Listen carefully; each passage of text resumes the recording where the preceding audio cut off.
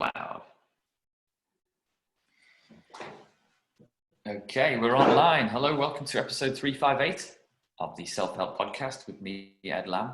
I put a shirt on and everything, and we you put a shirt on especially to be videoed. Well, it's quite good doing this video stuff, partly so because I can see you and like our audience can see us, but also because it's an excuse to just kind of get dressed for work, you know. Not that I've been working in my pajamas, but I've done my hair and I've had a shower and put my contact lenses in and everything. Yeah. Maybe you can see them. Yeah, that's a bit close, isn't it? So, getting used to this new life, getting in the swing of it. How are you doing, Sean? I'm doing very, very well. I'm doing very, very well. I'm just checking out halo lights on Amazon. And you'd be surprised how many are out of stock. So it's obviously the thing at the moment to get like.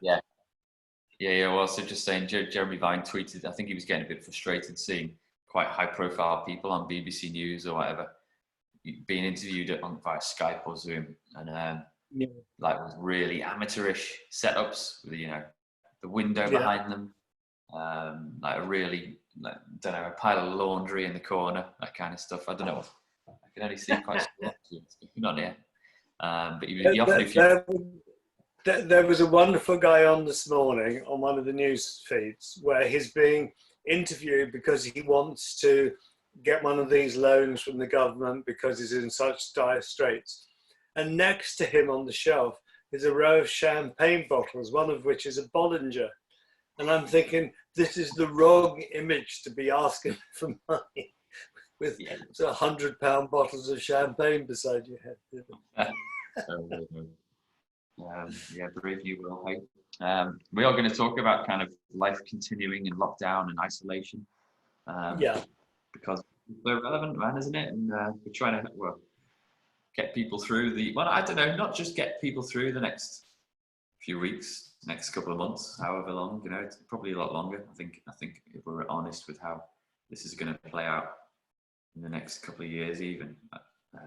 I think that the government are giving out little kind of sound bites. So if they say like a week, 2 weeks, it's things that we can digest. If you look at the bigger lump and you look at what's happening in other places in Europe, it's probably not going to be until into July before things start to ease up here.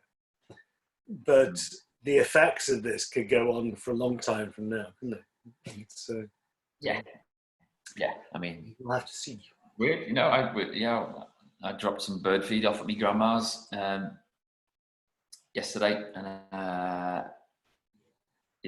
until there's a vaccine, until there's some kind of remedy for this stuff, people at risk, in the high risk categories, I don't know, they're not going to be able to go out, are they? Through.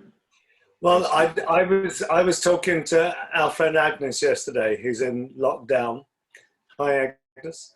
And she was saying a very real thing, which is that if you're in one of the shielded categories and we are locked down, and they're saying that really it won't be safe till we have a vaccine done. That means you're talking about people in the shielded category maybe being locked down for a year from here before there's a vaccine that's effective and available. That's a long time. How many people will be able to do that realistically? No, I know. So let's see how we go. Thankfully, at least, it's spring. It's warming up. There's a lot of daylight around, so there are little pluses here and there. And either way, this is here. So I guess what we're going to try and talk about today is how we can make the most and how we can thrive in this time and learn a bit about ourselves, maybe. We were doing crossover. Just how we can prepare for the new world, because there's opportunities for improving the world, so that when we all do come back to life and start venturing out, we can improve things. Go on. We were doing the series on anxiety. And the thing that's really come over to me with people I've been working with over the last couple of weeks is an increased of anxiety in some people that are at home. And I was relating it, as I began to work with people, to attachment issues. And attachment is something, there's a guy called John Bowlby, I mentioned it in the blog. It's someone who's worth kind of reading around. And it's about how the early experiences at birth, the maternal, paternal, and the family experiences affect what's seen as our attachment. So are we securely or insecurely attached? So someone who's insecurely attached might be scared, or continually they've got that underlying feeling that their partner might be leaving them, or they can't trust their friends, that kind of stuff. So it becomes quite a tough place to be in terms of that kind of anxious level. Whereas the more attached someone is, the more securely attached they are, the calmer they feel. Now, what tends to be happening with the people I'm talking to is the people that have attachment issues are getting more anxious at the moment. They're worried that they're not connecting with people. They're feeling isolated. They're feeling scared. You know, are people going to change towards them? They see them as differently. And that when we come out of this, you know, will they still have the same friendships? All that kind of stuff, which makes it quite a tough place to be. Yeah, it's weird. Well, it's unprecedented what's going on right now, and we're both, you and I are in fortunate positions, and work's carrying on almost not quite as normal, but we are able to work at least, and we've got partners at home, and you've got your son there, and I've two little boys, so it's quite a vibrant place, our little corner of the world. If you do lock down in a family group, that's a lot easier than if you're locked down on your own, or indeed locked down with two people. I was working with someone recently who's locked down with their partner. One of them has got the virus or thinks they have. The other one hasn't, but they're locked down into a one-bedroom flat. And it's really hard to isolate from someone else in a one-bedroom flat, that kind of stuff. And it's easy if you've got a house and you can kind of go to different corners of the house. But if you've got a small, like a studio flat, then you're really stuffed. Yeah, all sorts of myriad of different setups people have, and I was chatting about if Bethan and I were back, if this had happened back when we were like pre-marriage, when we were dating and when we were kind of seeing each other every evening. We didn't live together. I used to go over and see her each night and spend a couple of hours together just chatting and watching telly, and then I'd go. But wouldn't be able to do that anymore. And how people that are in those relationships early on, how they're managing. Yeah. Quite fascinating. Yeah. And that sense of isolation, if your girlfriend, boyfriend is somewhere else and you can't see them, okay, you can talk to them on the phone, you can message, you can do video, stuff like this. But if you have that attachment anxiety, so now you then go into that fear state about, is it safe? Will they still be there when we come out? Are they, online with other people? Are they talking to me? What's going on? So people start to develop that kind of maggot in their head that starts to tell them all kinds of negative stories. And that's where the anxiety builds. The anxiety then tips into depression, so you get this anxious, depressive state. And it's something that we really have to guard against now. Yeah, big time. What is attachment theory then? I've put a link in kind of the Wikipedia page in the show notes, but what's the attachment theory from your side, Sean? John Bowlby is the guy that did it. He did all the research, fabulous work. And when you look at people, some people have anxious attachments, some people have angry attachments. There's all kinds of ways once you start looking. It's worth reading around John Bowlby's work, really, really good stuff. They did things like they would get a child with a mother to go in a room, they're filming it all, and then the mother leaves the room while the child isn't looking to go and do something in theory, but it's part of the experiment. So the one child who's look around and go fine and carry on playing, do what they're doing because they're securely attached and they assume that the mother's going to come back. Yeah. An anxious attached child is now going to be worried. Where's my mother gone? I'm alone. Oh my God. So they're going to be running around trying to find the mother and shouting. Yeah? You might get the kind of passive aggressive attachment where a child is kind of playing on their own, but they're looking. And then when the mother comes back, they get angry with the mother. They might even sort of hit the mother, or they might, because they're angry that they've been abandoned. And all those things are being played out in adult life, and they get played out for us individually in our relationships. But because this lockdown is like looking at the world through a magnifying glass, everything gets bigger. Yeah, huge worries, problems, anxieties, as opposed to, because it's like you and I are looking at this from a fairly secure point of view, where we've got family around us and we can still go out and walk and do things. And we're saying, well, yeah, no, this is going to last a while, but it's going to be over. It'll be okay. Yeah, and we can kind of know that from our attached point of view. But if you're fearful and you're worried, and from here to the end of tomorrow seems like forever. I mean, for here to the end of next week feels like, oh my God. And if you start talking about that in terms of a few months, then it becomes like a prison sentence. It's a really stressful, anxious place to be. So one of the things I'm saying in the blog is that we need to acknowledge that. If we're starting to feel that kind of anxious, depressed state, we need to do something about it. We need to be talking to other people online.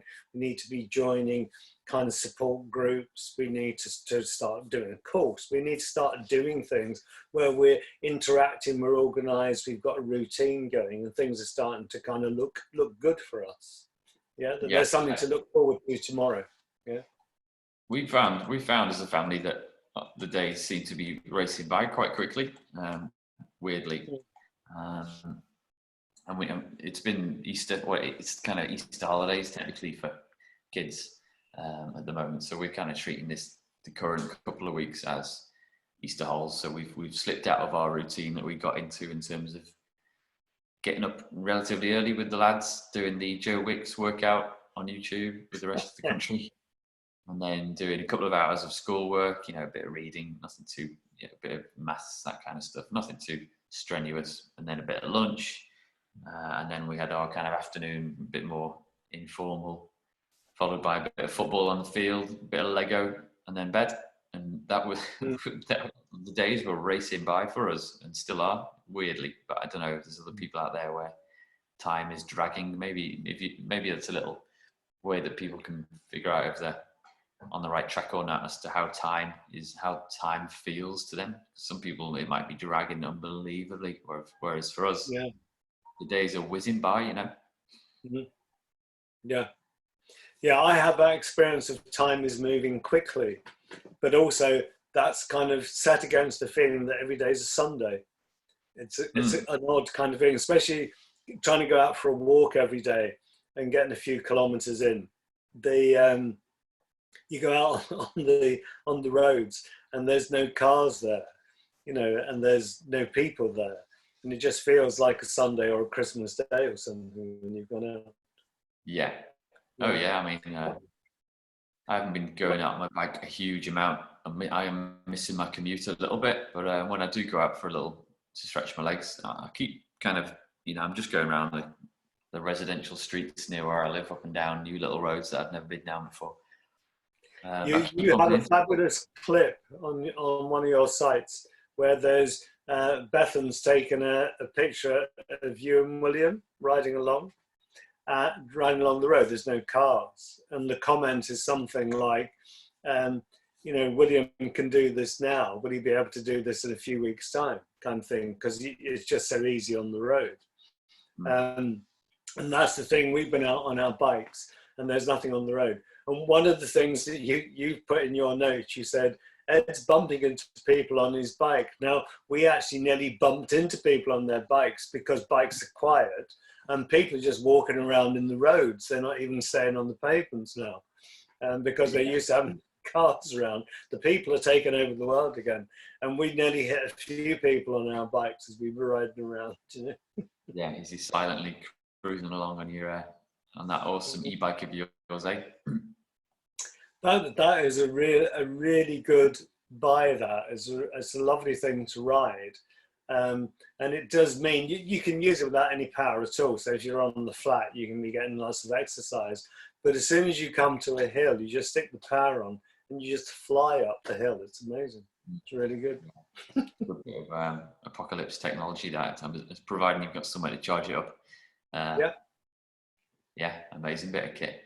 Yeah, my bumping into people isn't, not physically like hitting people. It's more, just realizing where people live, people that are new in the community or no, because the weather's pretty pleasant at the moment.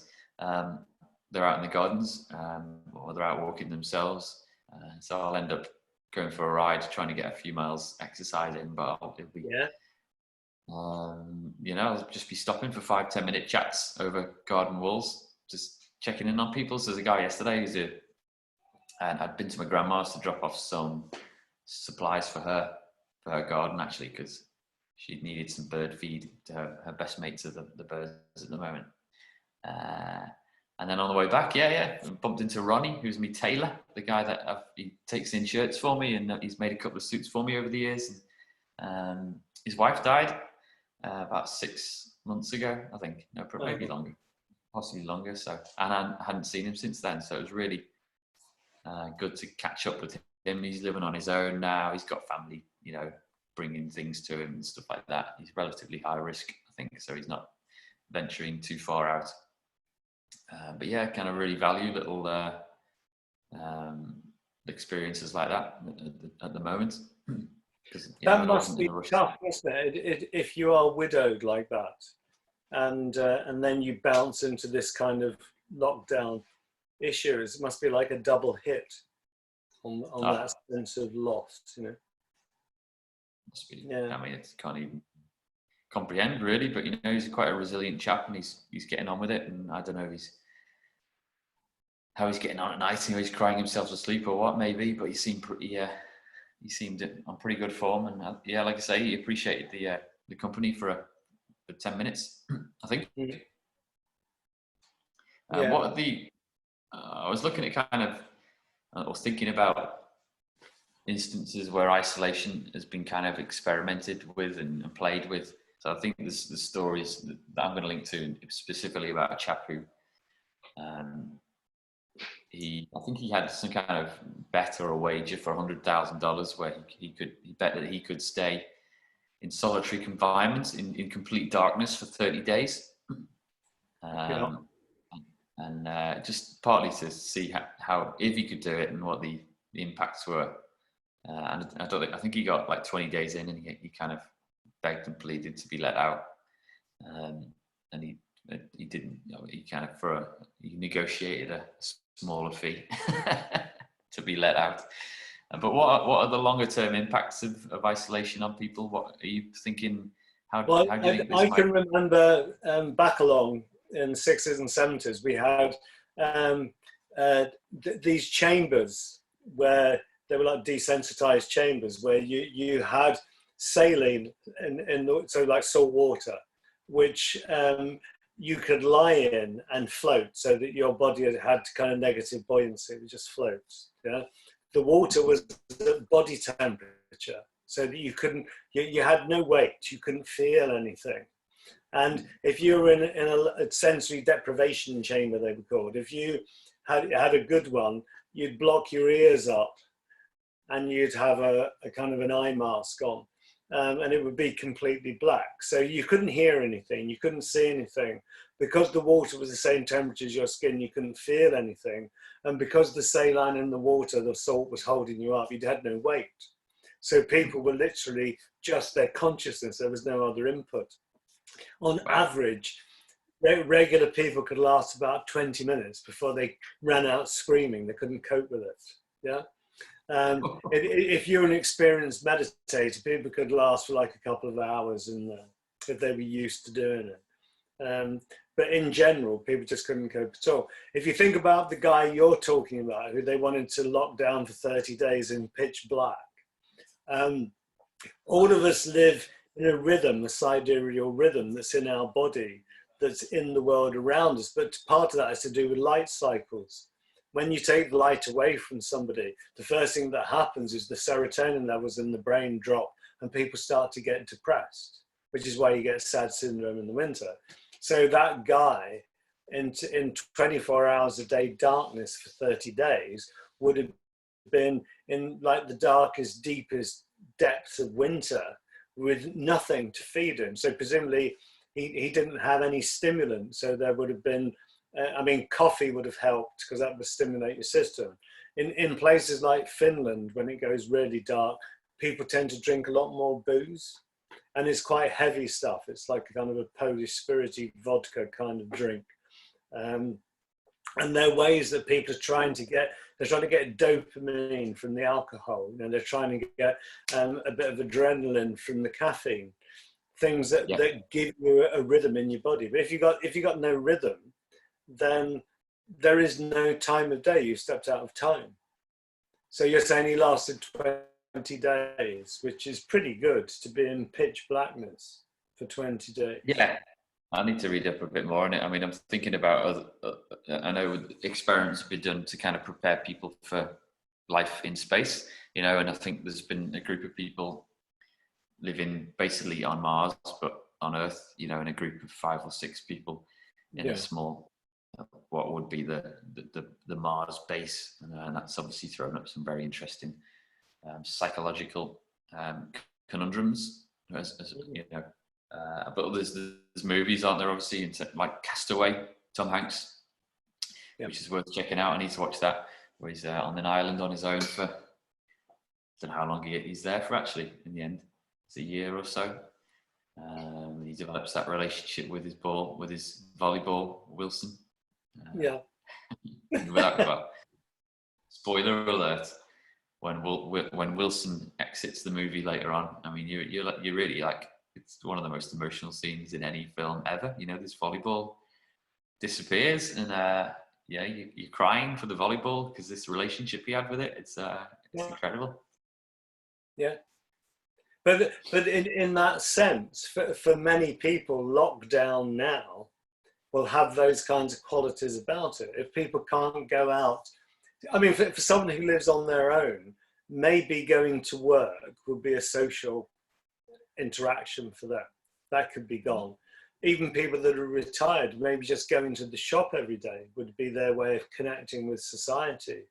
Once you take those two things away from some people, they've got nothing. Yeah. I know. So, but we've got to find things, haven't we? In this, hopefully they found, maybe people might have found this podcast. You never know. Maybe this is a good chance. But that's the thing, is it's like, if we turn on a bit of gratitude and we look at how human consciousness has created these amazing devices. I can talk to you, I can see you, you can see me, other people can see us. Yeah, we can be talking to people anywhere in the world. It's amazing. I do it all the time. You know, before this happened, 50% of what I did was online anyway, around the world. And now it's become 100% of what I do is online. Okay. If we all learn to connect into this stuff, then there's an amazing amount of stuff through this window on the world. There's the most amazing stuff out there once you go through the window. And we can be doing courses.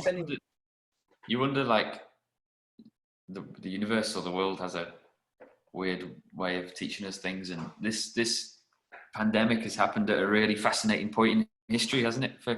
In terms of technology, and you know, this had happened even 10 years ago. Yeah, we had a little bit of video chat and Skype, and we obviously got telephones, but the technology wouldn't have quite been ready to handle this conversation the way that we're going to be able to share it with, you know, a few thousand people in the coming weeks and beyond. So and more. So it's happened at quite an opportune moment for humanity, hasn't it? Yeah. But does it lead to kind of a reevaluation? Is it that we now look at our NHS workers that have been some of the lowest paid? I mean, the cleaners and those kinds of people. But if you look at the relative pay of a care worker, whether they're a nurse, a doctor, or whatever, relative to a footballer, you know, who do we need at the moment? You know, all the footballers in the world go on strike. What effect does that have on the world? Okay, some people are going to be pretty upset by that. But overall, it's a different order of events to if all the health workers on the planet went on strike.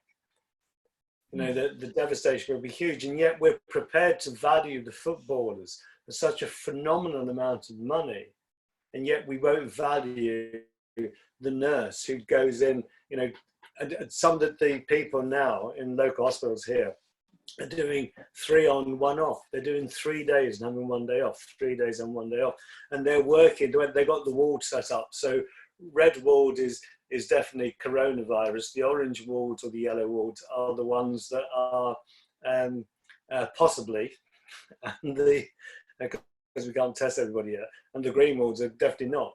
Yeah, and if you're on the red wards, because they're rotating around, if you're on the red wards and you're in that high level pressure, you've got to wear all the gear. It's hugely stressful. Imagine doing that for 12 hours a day for 3 days and then being given 1 day off before you start again. Which to me is quite a difficult shift pattern. You know, you can't even spend 2 days going and getting drunk off your face and getting out of your system and then going back in again. It's like it's pressure all the way. And that's going to have a huge effect on people, on a long-lasting effect that's going to have to be worked out, where people will have a kind of a post-traumatic effect. Yeah, you do, obviously with what our Prime Minister's gone through as well. He's obviously seems to be on the mend quite nicely, but I think you wonder whether his experience will have quite a profound. It should have a profound effect on him in terms of how he was cared for during his time in intensive care, and he did talk about that, and he specifically mentioned 2 nurses that kind of really, you know, they didn't leave his side.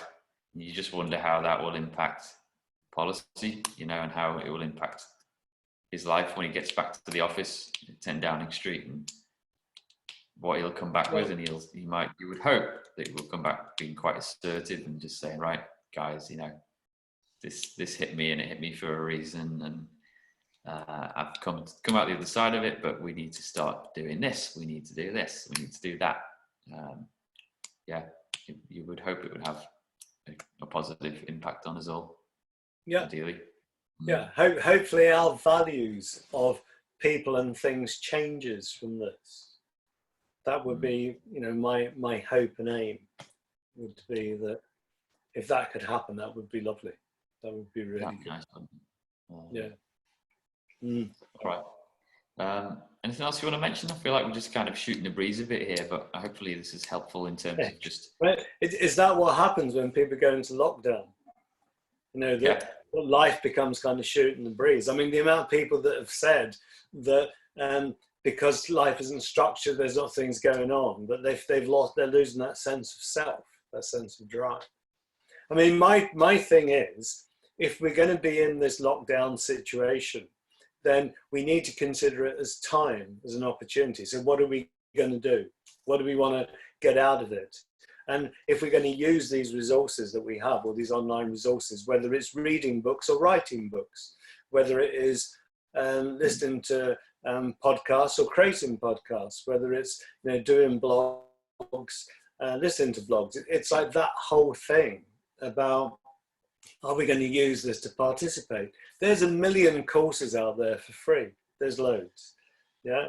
Not least of all will be the 10 steps course, which will be coming up very, very soon. We're very close on that. All free of charge, or come on board, you know. Already got a load of people want to do it, which is good. The thing is that at the end of this, yes, we have to face our anxiety issues. Yes, we have to face our attachment issues. You know, yes, we have to get ourselves together, but that's a good thing. That's not a bad thing. It's that sense about, okay, this is a challenge. So if you look at it from the point of view of, we don't have problems here, we have learning opportunities. What are you going to learn from it? What are you going to get out of it? Let's make it into a positive experience and stop rehearsing the negative. Yeah, you know, something that drives me bonkers at the moment. Every day, the government do their stand-up from Downing Street, and they get asked questions by reporters, and the questions are so inane, and it's the same questions regurgitated in different forms day after day. And I'm thinking, surely we can have some positive input. It's like someone's trying to find someone to blame for this, and sometimes it feels like, who can we really have a go at today, as opposed to, come on, we need to get through this together, guys. Yeah, drives me crackers. Yeah, Me too. Well, actually, I've kind of tuned out from those a little bit, and I'm keeping up with the news, but I haven't been checking in every day to those, because I'm watching Newsnight most nights just because it's a bit more in depth and a bit. It's quite fascinating, really, getting to know the mechanics of it all. And then there's the human stories, that are coming back. Obviously, I'm bike obsessed, but there's a chap on Wirral, a young guy who someone has fitted he's disabled, or he's in a wheelchair, and someone's fitted one of those attachments to turn it into a bicycle, but it's hand assisted one, so you can do this to go, and it's kind of opened up his world completely, and he's off for miles and miles with his dad now, and little stories like that. And your resource, what's your resource, Sean? My resource is this is a resource where you have to participate and give something. Have you come across Captain Tom? Captain Tom, Just Giving, lovely guy. He's almost 100. He's had his hip replaced. He's walking with a frame, and his aim was to do 100 lengths of his garden by the time he's 100, and he wanted to raise £1,000 for £1,000 for the NHS. Is that all? I don't know whether I can get on his. So that was all he wanted. No chance. This morning he got up to over £5 million, which is amazing. And I can't get onto the site because there are that many people donating money that you actually can't get on the site. If you want to get on the site to do it, you have to just kind of nip in. But it's the Just Giving page, justgiving.com, and it's for Captain Tom Moore, and it's his 100th birthday fund. And looking at the way that it's going, it wouldn't surprise me if we all chip in a bit that he couldn't get to 10 million for the NHS, which is amazing. Which actually shows how much people do value him and value the NHS, which is amazing. And like I say, if you go back to what does a footballer get paid and what does a nurse get paid, maybe we need to revalue it. Yeah. Yeah. Crazy. Yeah, I'm just trying to get to the Just Giving link as well. He's got his own Twitter feed. I wonder what his story is. Obviously, he's got medals there and that. But I wonder, even at the age of almost 100, if this will be the thing that he's most proud of. So it just shows, doesn't it? It ain't never too late, boy. Yeah, and he's a cracking chap. When you watch him, his hearing isn't what it could have been. But he is so on the ball and so tight. It's actually gone over 6 million. Yeah. Gee whiz. We're up to yeah. That's amazing. He's gone over 6 million. I reckon that he could get this to 10. Yeah, no, I can't. There's a little video there that won't load. Anyway, amazing. We'll put the link in. I'm sure people will have heard of it by now. But yeah. Well, lovely guy though, and isn't it lovely that everybody has participated? It's over 200,000 people have been in this, given in money for this, which is brilliant. Love it. Brilliant. My resource is those movies I mentioned. So I did have another one I was going to shout out, but I think it's a good time to watch Castaway. And in fact, I didn't mention it. There's one called The Martian with. Oh yeah, no, I've seen that. I've seen that with the potatoes. Yeah. The potatoes, yeah. So he's the last man stranded on Mars. They think he's dead, and they kind of leave on this rocket, and he has to live on Mars on his own for, I don't know how long he's there for in the end. In fact, if you can get the copy of the book, even better. The book is outstanding, just like a proper page turner, as he tries to figure out initially how he's going to live for a week. But he figures out he's got rations for a couple of weeks or something like that. And then he has to figure out beyond that and how he can grow things on Mars. It's quite scientific and mathematical. Yeah, it's clever. Great movie, great book. So yeah, check that out. And in the meantime, we'll be back more next week, eh? So my neighbour Totoro. That's a movie. Yeah, I might. That's not your neighbour. Next week. Yeah. Yeah. it's an animated film on Netflix. It's a Japanese one from the 80s, but I've been waiting ages and ages to find the time to watch these series of movies. I think they're a bit like the Japanese Pixar, Disney. Really beautiful, beautiful story. I'll talk about it more next week because I think it's got a lot of lessons for us all. So yeah, all right. we'll talk about it That's week. good. Cool. All right, Sean. Yep, I'm wonderful. Are you wonderful? I'm spiffing, yeah, doing well. The sun's out and it's warming up, and I think tomorrow's going to be a scorcher.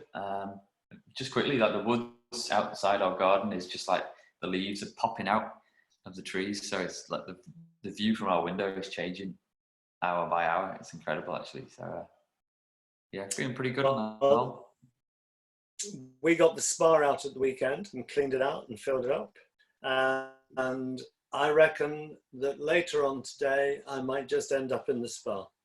And out the back. Put a photo on the Facebook page, for that interview. With the bubble. Tasteful one. All right, Sean, you take care, and everyone out there, take it easy. You look after yourself. See you now. Bye. Bye.